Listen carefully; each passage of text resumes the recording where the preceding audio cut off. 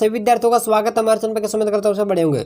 दोस्तों आज मैं आपको बताने वाला हूँ अशोक के धम्म की अवधारणा की व्याख्या कीजिए। ठीक है, अशोक के धम्म। ठीक है, अशोक का जो धम्म नीति यहाँ पे जो चलाया गया था। ठीक है, धम्म यहाँ पे धाम टाइप हो गया। ठीक है, धाम नहीं होगा धम्म होगा। ठीक है, तो अशोक के धम्म की अवधारणा की व्याख्या कीजिए और धर्म प्रचार के लिए उन्होंने जो है किन किन तरीकों को अपनाया था उसके बारे में आप लोग को बेसिकली बताना है। तो देखिए, जो धम्म है दोस्तों वह संस्कृत के धर्म शब्द का जो है वो प्राकृत रूप है। ठीक है, धम्म जो है कौन से शब्द का? संस्कृत के। ठीक है, संस्कृत के जो है वो धर्म शब्द का जो एक प्राकृत रूप है।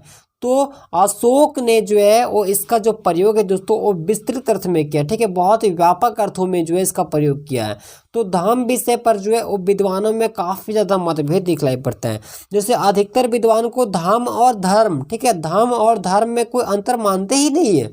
अशोक ने अपने जो अभिलेख है उनमें कई स्थान पर जो दोस्तों वो धम्म शब्द का जो है वो प्रयोग किया है, लेकिन उसने कहीं भी जो है वो धम्म शब्द का जो प्रयोग है दोस्तों वो बौद्ध धर्म के लिए नहीं किया। ठीक है, बौद्ध धर्म के लिए नहीं किया। तो बौद्ध धर्म के जो है उन्होंने संघ शब्द का प्रयोग किया। ठीक है, संघ शब्द का जो है वो प्रयोग किया है। इस तरह हम पाते हैं दोस्तों कि अशोक का जो है वो बौद्ध धर्म नहीं बल्कि इसमें जो है वो 4 आर्य शक्तियों जैसे कि अष्टांगिक मार्ग हो गया, ठीक है, निर्माण हो गया, इन सब का जो है चर्चा नहीं मिलता है। तो अशोक का जो है वो धर्म जो है इसका जो मूलभूत सिद्धांत ये था। क्या था इसका मूलभूत सिद्धांत? जैसे कि संयम स्थापित करना, ठीक है, संयम हो गया, इंद्रियों पर नियंत्रण रखना, भाव शुद्ध करना, ठीक है, भाव शुद्ध अथवा विचारों की पवित्रता, कृतज्ञता, दृढ़ शक्ति, ठीक है, दृढ़ शक्ति हो गया, दया हो गया, सोच अथवा पवित्रता हो गया, सत्य हो गया, सेवा हो गया, दान हो गया, सहायता करना हो गया, आदर करना हो गया। ये सब था इसका मतलब कि धम्म का मेन उद्देश्य। ठीक है, इस प्रकार से हम यह कह सकते हैं कि जो धर्म है, ठीक है, धर्म का जीवन का मात्र एक रास्ता था। ठीक है, जीवन का मात्र क्या था? एक रास्ता था। इसके सार को उसने व्यक्तिगत अनुभव तथा विभिन्न विचारकों की जो है नैतिक शिक्षाओं से ग्रहण किया था। और अशोक का धर्म सही संस्था के सिद्धांत पर आधारित था। इसके पालन के लिए उन्होंने जो है वो धर्म महापात्रों की भी नियुक्ति की थी। तो अशोक के जो है वो धर्म वो आदर्श के महान आदर्श था। ठीक है, अशोक का जो है वो एक महान आदर्श था और यही कारण है कि उसे सम्राटों की श्रृंखला में जो तो वो सबसे ऊंचा स्थान, सबसे ऊपर स्थान जो है वो दिया जाता है। अशोक के धर्म के जो नीति है इसके प्रतिपादन के कई कारण थे, जिनमें से पहला कारण है आपका केंद्रीय आधिपत्य को बनाए रखने के लिए। तो अशोक ने मौर्य साम्राज्य को शक्तिशाली तथा कुशल केंद्रीय व्यवस्था लागू करने के लिए एवं आधिपत्य को बनाए रखने के लिए उन्होंने इसी उद्देश्य को देखते हुए जो है वो धर्म का जो है वो अपनाया। ठीक है, दूसरा जो है वो सामाजिक एकता के लिए।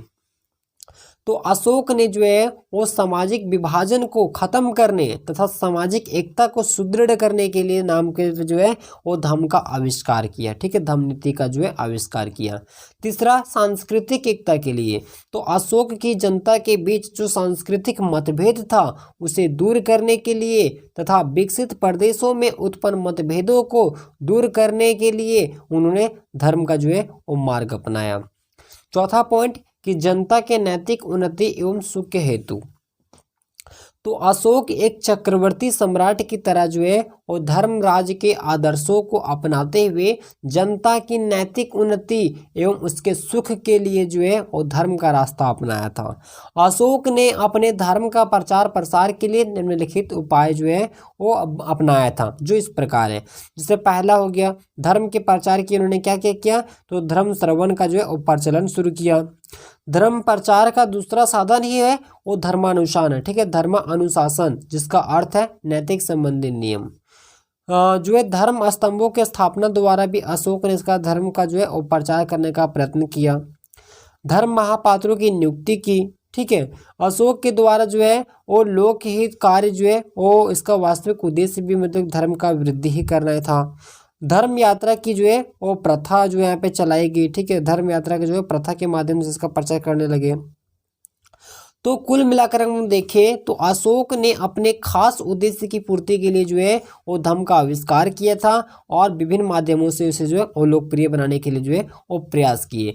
तो ये था दोस्तों धम्म। ठीक है, धम्म शब्द क्या है, धम्म जो है अशोक के धम्म की अवधारणा क्या है इसके बारे में मैंने आपको बताया, और इन्होंने धम्म का प्रचार प्रसार करने के लिए क्या क्या तरीका अपनाया जो कि मैंने आपको बता दिया। तो उम्मीद करते हैं कि आपको यह वीडियो पसंद है, वीडियो को लाइक कीजिएगा, चैनल पर चैनल को सब्सक्राइब कर प्रेस कीजिए।